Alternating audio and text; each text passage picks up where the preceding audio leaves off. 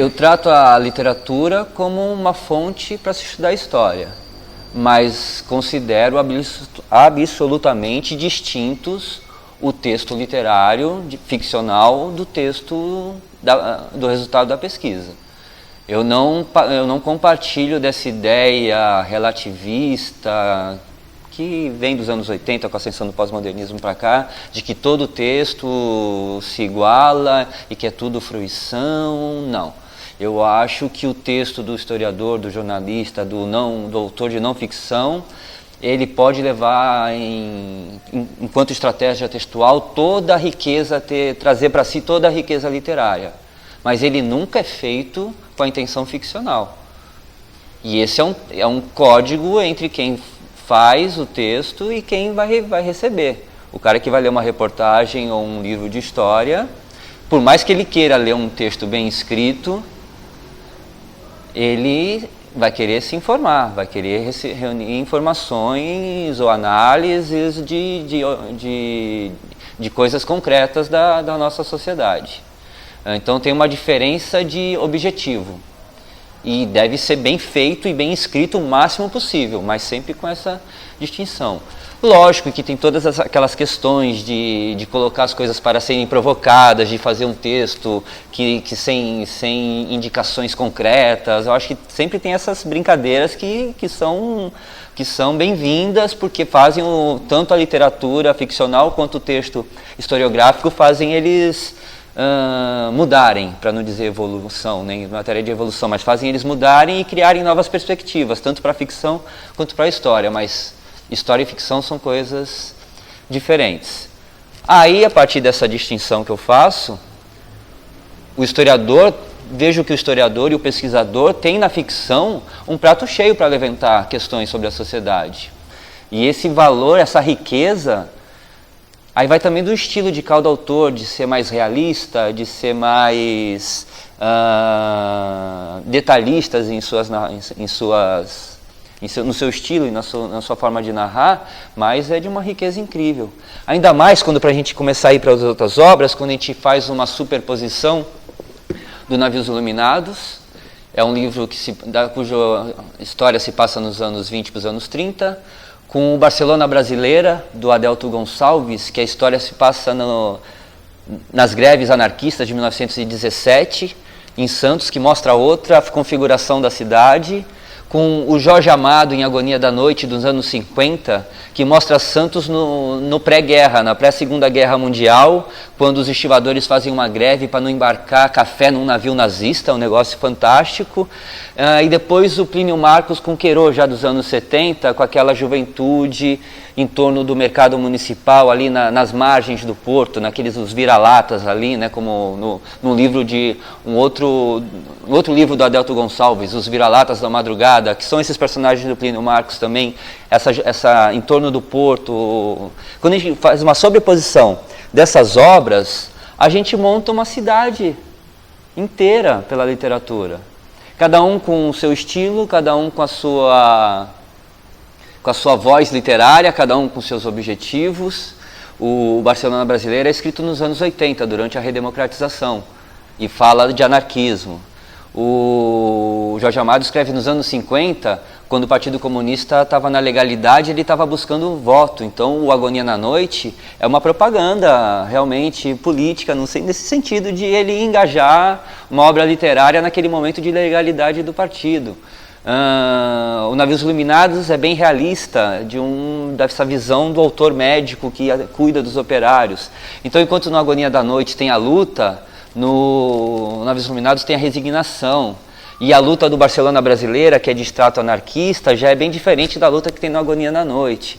Então a gente vê um painel da nossa cidade incrível trabalhando com literatura. E já para cá, nos anos 2000, temos a obra do Alberto Martins.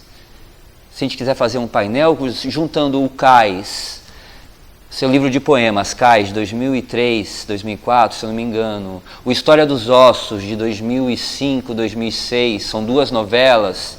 E o mais recente, tem 2 anos, que é Lívia e o Cemitério Africano. A gente já tem uma Santos ficcional que ele está criando com essas obras em sequência, que é já em que o porto e a cidade já estão nessa relação pós-privatização, com a lei da modernização, que é lá dos anos 90, esse porto em que a gente não tem mais acesso, que é tudo um condomínio de empresas operadoras, que a população não consegue mais ver o porto. O Alberto Martins já põe a descrição literária para trabalhar nesse momento. Ele privatiza o cemitério do Paquetá. É fantástico, para virar... meu avô está lá enterrado no cemitério do Paquetá, um monte de gente que está me ouvindo e que tu conhece, que está me entrevistando, tem gente enterrada lá no cemitério do Paquetá. Ele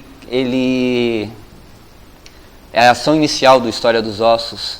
O personagem principal recebe uma ligação da administração do cemitério dizendo que o Paquetá será transformado num pátio de containers, que é o porto avançando sobre a cidade, e que ele tem que ir lá retirar a ossada do pai e levar para outro lugar, porque agora aquela área não é mais da cidade, aquela área é do porto. Eu acho que também por meio da literatura a gente traça uma história das relações entre o porto e a cidade, desde principalmente do Navios Iluminados, falando em ordem de publicação para cá, mas desde a época do anarquismo. E a gente cria uma forma de ler a cidade que é riquíssima e muito arguta no sentido até de se antecipar ao historiador e ao jornalista. Essa situação do porto pós-lei de modernização dos anos 90, ela é dada primeiro na literatura, pelo Alberto Martins, pelo Flávio Viegas em um menor grau, e pelo Ademir Demarque também, pela Madô Martins, em um poema ainda dos anos 90, em que ela já abre por esse porto, que não é mais um porto lírico dos adeuses, do contato diário com os navios, do repórter que pegava um barco e ia até o navio lá na Barra para entrevistar uma estrela de Hollywood que está indo para Buenos Aires e está fazendo uma escala, ele vai até... Não tem mais isso. O porto dos anos 80 para cá é container e carga, container e carga, container e carga. Não tem mais passageiro, não tem mais gente chegando, não tem mais o Pablo Neruda descendo no cais, indo até a Rádio Atlântica para dar uma conferência gravada. Não tem mais isso. Essa vida agitada do porto, ela se foi. Hoje é só soja, 90% é soja, o resto é açúcar. Não tem mais gente no porto. E o Alberto Martins é o cara que pôs isso na literatura. Quando até o cemitério, nosso cemitério, ele nos tira para virar área de operação portuária. Isso é de um alcance, de uma sacada, por mais que seja ficcional que o cemitério vai virar área portuária, mas essa sacada ela demonstra o impacto das operações portuárias sobre a cidade de uma forma que nenhum relatório de operações, ou matéria jornalística, ou estudo de historiador vai conseguir fazer. Acho que todo mundo que mora aqui recebeu essa informação e sabe bastante dela, né, de que 1/3 do comércio exterior do Brasil passa por aqui. Então isso quer dizer que 1/3 da nossa riqueza passa por aqui, 1/3 da exploração dos trabalhadores passa por aqui, 1/3 do tráfico passa por aqui, 1/3 do contrabando nacional passa por aqui. E imagina, né, a riqueza que tem para a gente se falar sobre isso. Os passageiros passavam por aqui, que vinham para o Brasil, né? Pablo Neruda escreveu Santos Revisitada em 1967, antes de que as viagens tivessem passado a ser por avião. A Elizabeth Bishop, quando vem morar no Brasil, ela chega em Santos, com um poema Chegada em Santos. Eu vou falar, mas me corrijam os francófilos, o Blaise Cendrars, quando vem para o Brasil encontrar os modernistas dos anos 20, ele chega em Santos, escreve Chegada em Santos, um poema com o mesmo nome do poema da Bishop 20 anos depois. Então, ao mesmo tempo, o próprio porto é uma força narrativa, que gera seus próprios tipos de histórias. A história de chegada a um país distante, de 18 dias de hiato, como diz a Bishop em seus versos, Todos eles falam do calor. Parece que todos chegam em janeiro no porto. O Neruda compara Santos a uma axila do Brasil calorento, que é verdadeiro, é feio pra caramba, né? Aquelas pessoas que têm orgulho vão ficar chateadíssimas e magoadas com Neruda, mas é uma axila do Brasil calorento isso aqui, se a gente pensar nisso. O Sendrar fala do sol que atordoa, a Bishop reclama do calor, que não, ela já quer mandar um postal para alguém e o selo desgruda da carta. E fala meio, sente esse calor. Mas também falam da quantidade de navios esperando na Barra, falam de outros tipos de personagens que estão chegando, viajando também, entrando e saindo. Mas nessa questão do clima também é interessante ver como fazer uma história do clima pelos relatos de quem não é da cidade. Lá ainda no final do século XIX, a carne do Júlio Ribeiro, de 1888, o personagem vem para Santos, é um filho de um fazendeiro de café que vem resolver problemas de casas comissárias que quebraram e o que fazer, né? Aí ele vem para Santos e escreve uma carta para uma prima dele de 3º, 4º grau, de quem ele está enamorado, para utilizar uma expressão daquela época. 22 de janeiro de 1887. Minha prezada companheira de estudos. Aqui estou pela primeira vez em minha vida, no porto de mar de nossa província, em Santos, terra cálida, úmida, sufocante, preferida por Martim Afonso aos feiticeiros arredores da Baía de Guanabara. Ele não entende porque Martim Afonso escolheu começar por aqui, a ocupação portuguesa. Aí ele fala, eu me vejo em apuros, mas era para fazer o que vem a ser esta nesga do litoral em relação à climatologia. É para achar-lhe um termo de comparação. Falam no Senegal. O Senegal é mais quente, vale a verdade, mas não é tão abafado. Lá respira-se fogo, mas respira-se. Aqui não se respira nem fogo, nem coisa nenhuma. O ar é pesado, oleoso. Parece que lhe falta algum elemento. Isso quando não há o vento célebre, que os nativos chamam noroeste. Quando sopra, quando reina esse semum africano, esse vendaval peçonha, Santos é uma miniatura do inferno. Imagine-se um tufão dentro de um forno. Os dias são horríveis. Se não há chuva, o que é raro, o sol queima, esbraseia a terra, a ponto de se poderem fritar ovos sobre as pedras das calçadas. Mas ainda, a coisa mais horrível do que os dias são as noites. A atmosfera queda-se, morre. Olhe-se para as flâmulas dos navios, imóveis, para os leques das palmeiras, imóveis. A gente a asfixiar no ar irrespirável e morto. Parece-se com os mamutes que se encontram inteiros nos gelos da Sibéria, ou com esses insetos mumificados há milhares de anos, na transparência dourada do âmbar amarelo. É uma situação aflita, desespera, tira a coragem, dá vontade de chorar, lembra os horrores da treva de Byron. Tu falou entendimento, me veio uma palavra do historiador Carlos Ginzburg, fantástico, é um dos meus professores que eu estou sempre lendo, relendo. Ele fala que o texto literário ele está entranhado de história. O autor de ficção ele não está preocupado em escrever história, mas para pôr em pé a fábula, criar personagens, ele precisa dessas informações do meio dos próprios personagens.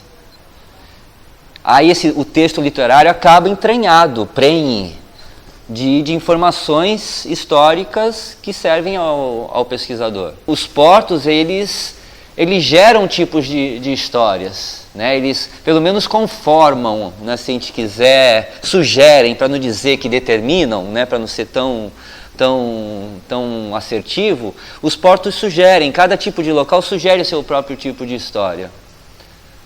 E por causa disso a nossa cidade, o nosso porto acabou atraindo toda essa gama, né, de autores que usaram o nosso porto como matéria-prima, cada um com a sua linguagem, cada um com o seu estilo. Eu não vou dizer que são autores portuários nunca, cada um tem seus outros temas.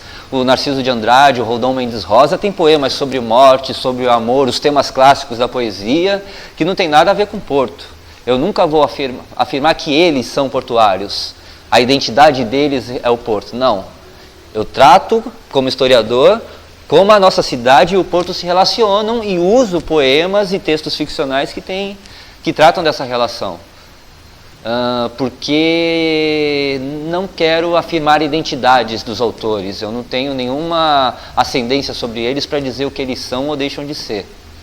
A ideia é sim como usar a obra deles, ou parte dela, significativa, sobre a cidade para estudar a cidade. Eu acho que a intenção maior minha é tratar da cidade e de suas e de como as obras mostram a cidade, do que determinar qual é a característica específica de algum autor, longe de mim. Respeito muito eles para isso. Nosso porto, além de ser o local das trocas comerciais do Brasil, de ser o local de Santos no mundo, essa esquina do mundo, né, o Porto de Santos, é o que mostra o pau-brasil, em que Oswald narra a sua experiência em Paris, França, traz para o Brasil as novidades do modernismo e das vanguardas. A história começa em Paris, se despede, entra no navio, fala dos arquipélagos, São Paulo, né, que tem, São Pedro, tal, fala do litoral do Recife, Bahia, Rio de Janeiro, e fala, estou chegando em São Paulo, estou morrendo de saudade. De um penúltimo poema é sobre São Paulo, mas o último poema do Pau-Brasil se chama Contrabando, e é em Santos, na alfândega, em que ele faz uma metáfora da chegada da modernidade literária, das vanguardas no Brasil, que é no Porto de Santos. O poema Contrabando é assim: os alfandegueiros de Santos examinaram minhas malas, minhas roupas, mas se esqueceram de ver que eu trazia no coração uma saudade feliz de Paris.